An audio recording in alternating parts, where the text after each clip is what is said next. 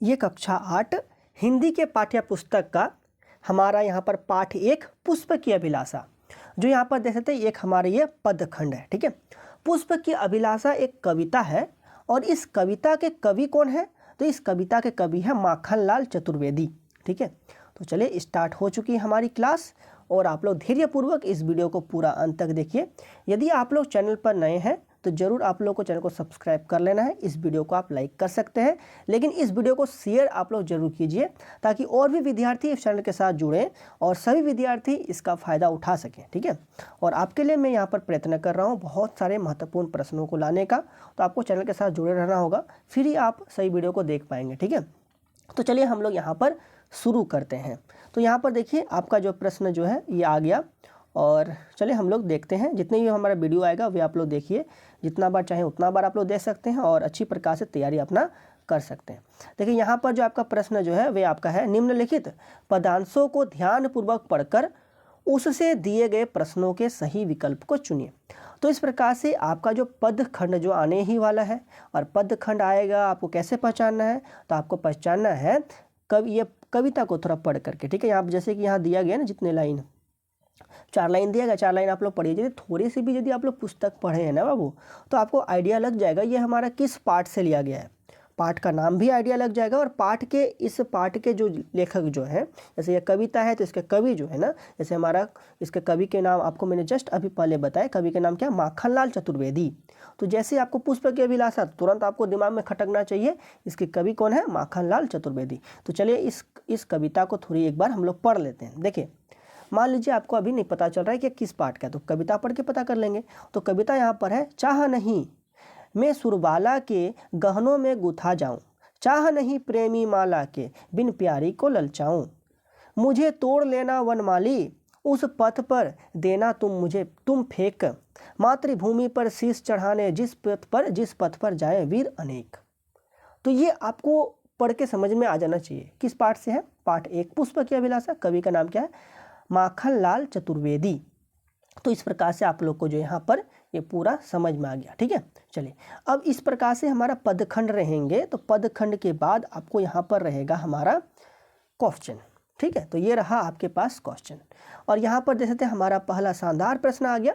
यहाँ पर प्रश्न है, देवकन्या के गहनों में कौन गूंथना नहीं चाहता? बताइए, देवकन्या के गहनों में कौन गूंथना नहीं चाहता? तो पुष्प देवकन्या के गहनों में गूंथना नहीं चाहता। यहाँ पर विकल्प संख्या 4 आपका जो सही हो जाएगा। अगला प्रश्न देखिए, 2 नंबर प्रश्न है, प्रेमिका को कौन ललचाना नहीं चाहता है? प्रेमिका को पुष्प ललचाना नहीं चाहता है। कौन ललचाना नहीं चाहता है? पुष्प। तो बोलिए कौन सा विकल्प? कितना आसान हो गया अब आपके लिए। तो प्रेमिका को कौन ललचाना नहीं चाहता है? पुष्प प्रेमिका को ललचाना नहीं चाहता है। ठीक है, बहुत सुंदर। अगला प्रश्न देखिए, 3 नंबर।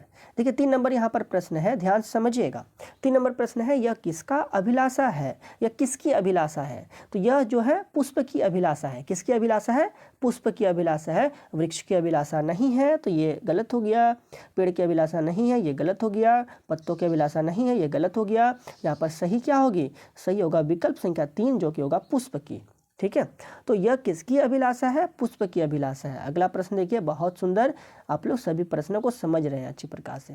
देखिए 4 नंबर प्रश्न है, वनमाली। देखिए वन मतलब वन मतलब वन और माली, तो वनमाली का अर्थ क्या है? तो वनमाली का अर्थ है वन का माली, वन का माली। ठीक है, तो वन का जीव तो नहीं होगा, तो पहला विकल्प गलत हो गया। दूसरा विकल्प क्या लिखा है? वन का रखवाला, तो ये नहीं होगा। चौथा विकल्प में लिखा है वन का राजा, ये भी नहीं होगा। क्या होगा इसका? वन का माली, वन का माली। वन माली मतलब वन माली का अर्थ क्या होता है? वन का माली। तो इस प्रकार विकल्प संख्या 3 यहाँ पर जो आपका सही हो जाएगा। चलिए अगला प्रश्न देखिए, 5 नंबर। देखिए 5 नंबर प्रश्न आपका कहा गया है कि मातृभूमि पर शीश चढ़ाने का क्या अर्थ है? मातृभूमि पर शीश चढ़ाने का क्या अर्थ है? माता की याद। और विकल्प पढ़िए, पहला विकल्प तो लिखा है माता की याद, दूसरा विकल्प में क्या लिखा है? देश के लिए कुर्बान होना, तीसरा विकल्प है मातृ सेवा, चौथा विकल्प है पितृभाव, पितृभक्त। तो यहाँ पर जो आपका हो जाएगा, जो सही विकल्प जो है ना, वे आपका हो जाएगा देश के लिए कुर्बान होना। तो मातृभूमि पर शीश चढ़ाने का अर्थ होता है देश के लिए कुर्बान होना। तो विकल्प संख्या 2 यहाँ पर जो आपका सही हो जाएगा। ठीक है, चलिए तो ये रहा पदखंड और पदखंड का यहाँ पर रहा प्रश्न। और हम लोग कुछ और भी प्रश्नों को देख लेते हैं ताकि आप लोग का एग्जाम का तैयारी बहुत ही शानदार तरीका से हो जाए। ठीक है, देखिए तो यहाँ पर आपका प्रश्न आ गया और प्रश्न काफ़ी शानदार है और यहाँ पर कहा गया है पुष्प की अभिलाषा शीर्षक कविता के कवि हैं। पुष्प की अभिलाषा शीर्षक कविता के कवि हैं। तो पुष्प की अभिलाषा जो शीर्षक जो है ना इसके कविता के कवि कौन है? तो कविता के कवि है माखनलाल चतुर्वेदी। कौन है? माखनलाल चतुर्वेदी। बोलिएगा आप लोग मेरे साथ भी, तो याद अच्छी तरीक़ा से होते चलेगा, है ना। तो क्या हो जाएगा इसका? माखनलाल चतुर्वेदी, पुष्प की अभिलाषा। इसके हमारे कवि कौन है? माखनलाल चतुर्वेदी है। इस प्रकार से आप लोग यहाँ पर 1 नंबर विकल्प जो इसका क्या हो गया? सही हो गया। ठीक है, चलिए अगला प्रश्न देखिए 2 नंबर। देखिए 2 नंबर प्रश्न है, प्रेमिका को कौन ललचाना नहीं चाहता है? तो प्रेमिका को पुष्प ललचाना नहीं चाहता है। तो विकल्प संख्या कौन सा में विकल्प में लिखा गया? तो विकल्प संख्या 2 में पुष्प। ठीक है, तो ये हो जाएगा आपका सही। अगला प्रश्न देखिए 3 नंबर। 3 नंबर में सौ का अर्थ, ये वाला प्रश्न आया है एग्जाम में शायद। ठीक है, बहुत हमने कहीं देखा था। तो देखिए 3 नंबर प्रश्न है, सौ का क्या अर्थ है? सौ का अर्थ होता है ना, सौ का अर्थ मतलब लाश। सौ का अर्थ क्या होता है? लाश होता है। तो यहाँ पर कौन सा विकल्प हो जाएगा? विकल्प संख्या 3 में लाश लिखा गया, तो ये सही है आपका। ठीक है, चलिए अगला प्रश्न देखिए 4 नंबर। 4 नंबर है, पुष्प क्या नहीं चाहता है? पुष्प क्या नहीं चाहता है? तो पुष्प जो है ना वे देवता के सिर पर चढ़ाया जाऊं, ये पुष्प नहीं चाहता है। पुष्प नहीं चाहता है कि देवता के सिर पर चढ़ाया जाऊं। तो यहाँ पर जो है यही वाला विकल्प आपका सही हो जाएगा। ठीक है, चलिए अगला प्रश्न देखिए। अगला प्रश्न 5 नंबर। 5 नंबर प्रश्न है, सुरबाला का समानार्थी शब्द निम्न में से क्या है? तो सुरबाला का समानार्थी शब्द जो होता है ना, सुरबाला, इसका समानार्थी शब्द बोला गया है, तो इसका होगा देवकन्या। क्या होगा? देवकन्या। क्या होगा? देवकन्या। देवकन्या कौन सा विकल्प में है? विकल्प संख्या 3 में लिखा है देवकन्या, तो ये आपका क्या हो जाएगा? सही हो जाएगा। ठीक है, चलिए बहुत शानदार। अगला प्रश्न देखिए 6 नंबर। देखिए 6 नंबर प्रश्न यहाँ पर है, ध्यान समझिए। 6 नंबर आपका प्रश्न कहता है कि पुष्प की अभिलाषा शीर्षक कविता में पुष्प किसके प्रति समर्पित है? पुष्प की अभिलाषा शीर्षक ये जो कविता जो है ना, इसमें पुष्प जो है किसके प्रति समर्पित है? तो मातृभूमि और वीर के प्रति समर्पित है।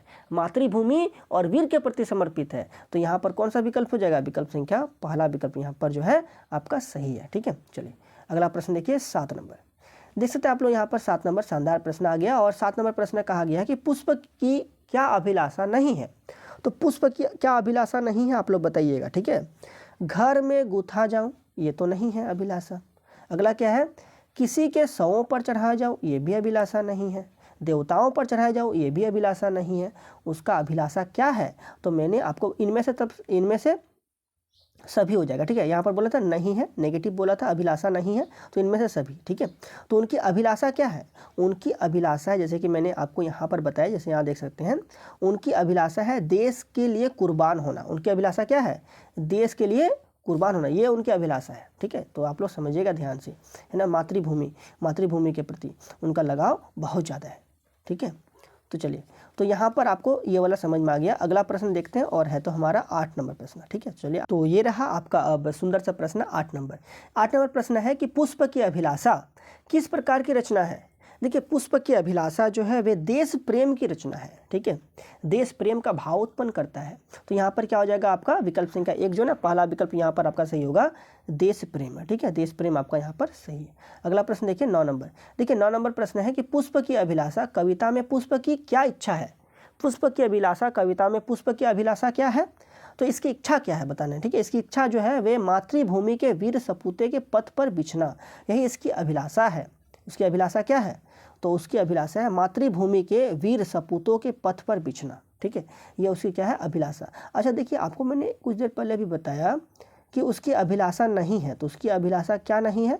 घर में गुथा जाऊं, ठीक है, किसी शव पर चढ़ाया जाऊं या देवताओं पर चढ़ाया जाऊं। तो उसकी अभिलाषा क्या थी? तो आपको मैंने ये वाला चीज़ बताया था तभी मैंने आपको क्या बताया था? देश प्रेम के लिए कुर्बान होना। तो ये तो उसकी अभिलाषा थी ही। और उसी को यदि हम लोग दूसरे अर्थ में बात करेंगे, ठीक है, दूसरे अर्थ में यदि हम लोग बात करें तो ये क्या हो जाएगा?